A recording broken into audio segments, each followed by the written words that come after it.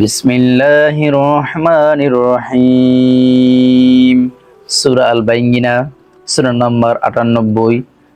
অর্থ প্রামাণ্য দলিল। এটি মক্কায় অবতীর্ণ হয়েছে। আয়াত ৮, রুকু ১।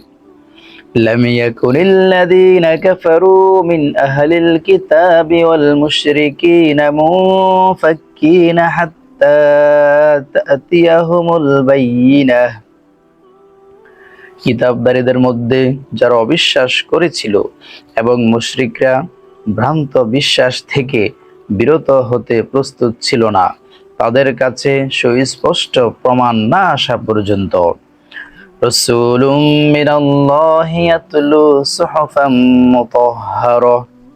তাদের দাবিকৃত প্রমাণ হিসেবে আসে আল্লাহর কাছ থেকে একজন রাসূল, যে পাঠ করে পবিত্র ত্রুটিবিহীন গ্রন্থ আল কোরআন।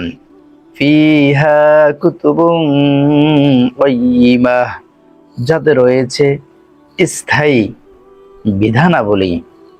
ওমা তাফাররাকাল্লাযীনা উতুল কিতাবা ইল্লা মিন বা'দি মা জাআতহুমুল বায়িনাহ। আর যাদেরকে কিতাব দেওয়া হয়েছিল তারা দলে উপদলে বিভক্ত হয়েছিল তাদের কাছে স্পষ্ট প্রমাণ আসার পরই।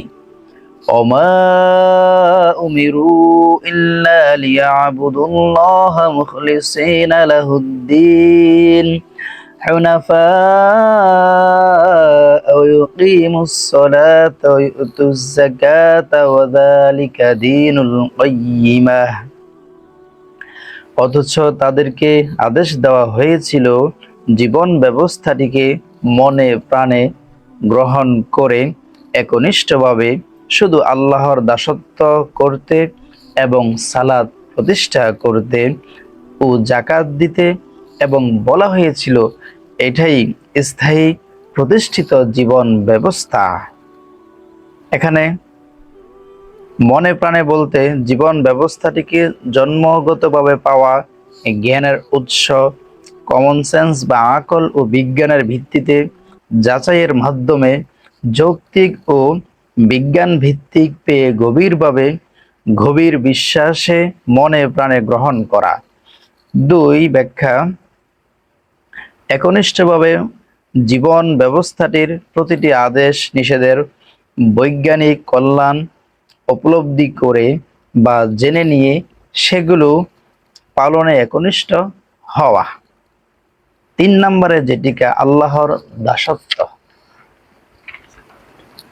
আল্লাহর দাসত্বের শর্ত পূরণ করে জীবন পরিচালনা তথা জীবন ব্যবস্থাটির প্রতিটি কাজ করা, কাজের ধরন অনুযায়ী সে শর্তগুলোর জন্য দেখুন সূরা ফাতিহার ৪ নং আয়াত।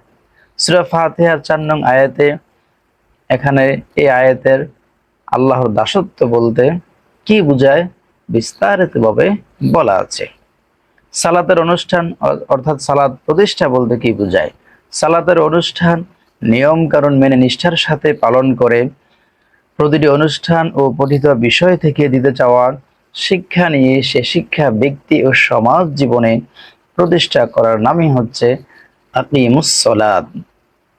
স্থায়ীভাবে অর্থাৎ ইহদিনাস সিরাতাল মুস্তাকিম, স্থায়ীভাবে প্রতিষ্ঠিত জীবন ব্যবস্থার সংজ্ঞার জন্য দেখুন সূরা ফাতিহার ৫ নং আয়াত ও তার ব্যাখ্যা এবং তার তাফসীর। সূরা বাইয়িনার ৬ নম্বর আয়াত, ইন্নাল্লাযীনা কাফারু মিন আহলিল কিতাবি ওয়াল মুশরিকিনা ফি নারি জাহান্নাম খালিদিনা ফিহা উলাইকা হুম শাররুল বারিয়াহ।